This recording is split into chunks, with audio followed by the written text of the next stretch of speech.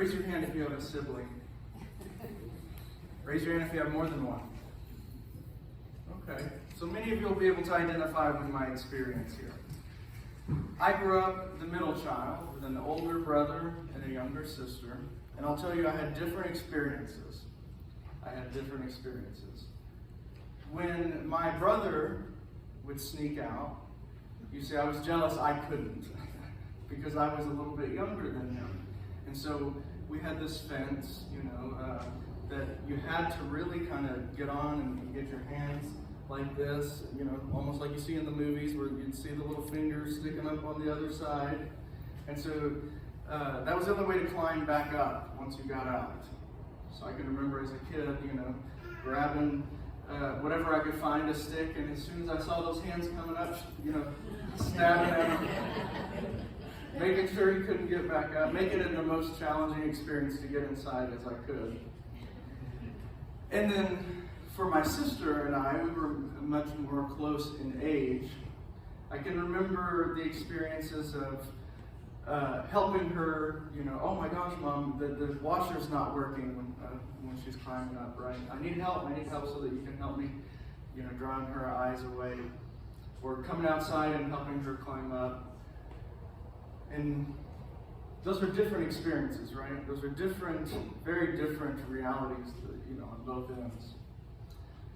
In today's gospel, we see a brother who's left his home to chase the things of the world.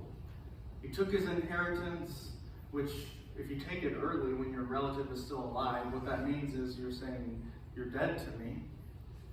He took the inheritance, said he was dead to his father, and that his father was dead to him, and went off into the world and did his own thing. And his other brother stayed on the land and tended to it. And many people, for very perfect reasons, say that today's gospel reading is mostly about the part of the reading we read today, which is the brother coming back and being welcomed by God. And I think that's true. Jesus wanted us to know how it is that when we mess up, we can find forgiveness with God. But what's another important part of that story?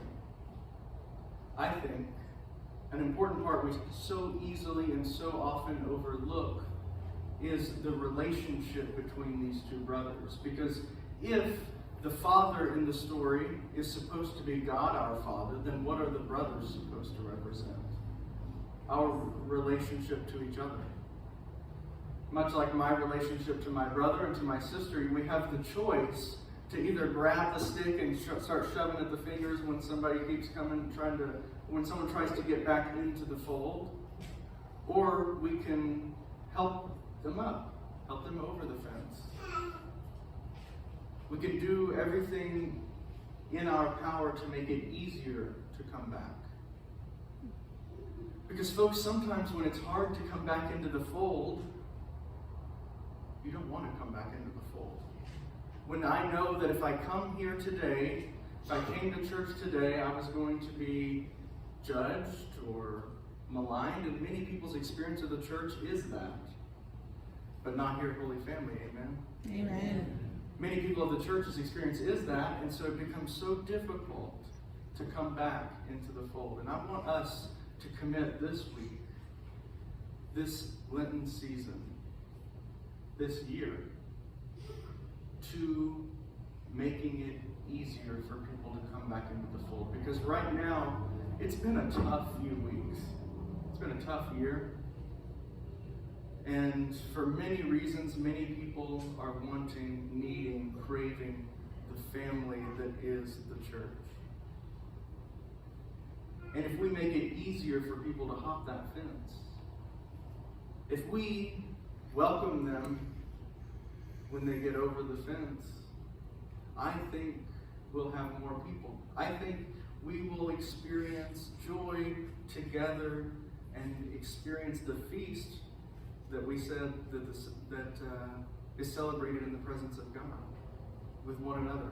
How does the gospel reading end today? Then the celebration began.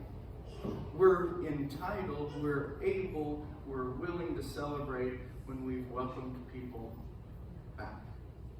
Amen? Amen. Let the celebration begin.